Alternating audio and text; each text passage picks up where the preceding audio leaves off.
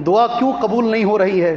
اللہ کے نبی نے کہا صلی اللہ علیہ وسلم، کھانا حلال نہیں ہے، پہننا حلال نہیں ہے. انا یستجاب ذلک، مطعمہ حرام، مشربہ حرام، ملبسہ حرام، غذی بالحرام. کیسے اس کی دعا قبول ہوگی؟ اس کا کھانا حرام کا ہے، اس کا پینا حرام کا ہے، کپڑے اس کے حرام کے ہیں، غذا غذی بالحرام، حرام کی غذا یہ کھا رہا ہے، کیسے اس کی دعائیں قبول ہوگی؟ اپنے آپ کو ذرا چیک کر لیجئے، ہماری کمائی حلال کی ہے کیا؟ اللہ رحم فرمائے شیخ البانی رحمہ اللہ پر، اللہ ان کی قبر کو نور سے بھر دے.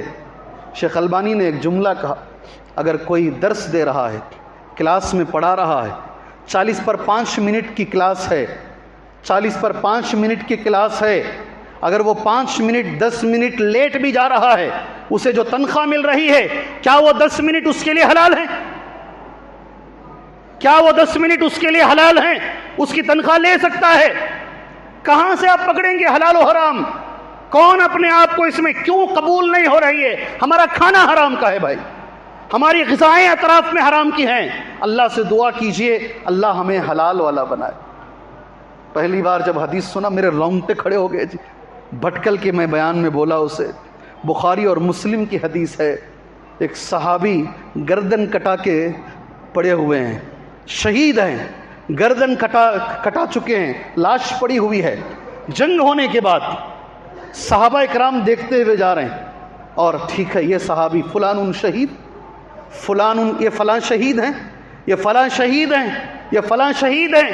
ایک صحابی پر آتے ہیں تو یہ بھی شہید مر چکے ہیں. اللہ کے نبی نے کہا نہیں یہ شہید نہیں، اسے شہید مت بول.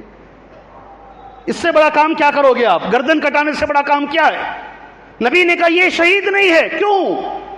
کہا جنگ ہونے کے بعد مال غنیمت کا جو مال آتا نہیں، وہ سب کا مال، پوری عوام کا مال، وہ مال العام بولتے اس میں سے ایک چادر اٹھا لیے بغیر بولے کے، ایک چادر اٹھا لیے بغیر بولے کے. سبحان اللہ. اس کا نتیجہ یہ شہید ہونے کے باوجود بھی نبی نے کہا وہ ایک چادر کی وجہ سے میں نے ان کو جہنم میں دیکھا. مسجدوں کے ذمہ دار، مدرسوں کے ذمہ دار، جتنے رفاہی کاموں کے، یتیم خانوں کے ذمہ دار، اپنے آپ کا جائزہ لیں. کہیں 1 روپیہ غلط ہو گیا ہم سے، کہیں اس حدیث کی روشنی میں ہم آ گئے، کیسے ہمارا عمل قبول ہوگا؟ کیسے ہماری دعائیں قبول ہوگی؟ اللہ سے ڈرو میرے بھائی، اللہ سے ڈرو. کیوں دعائیں بے اثر ہیں؟ حرام کی وجہ سے.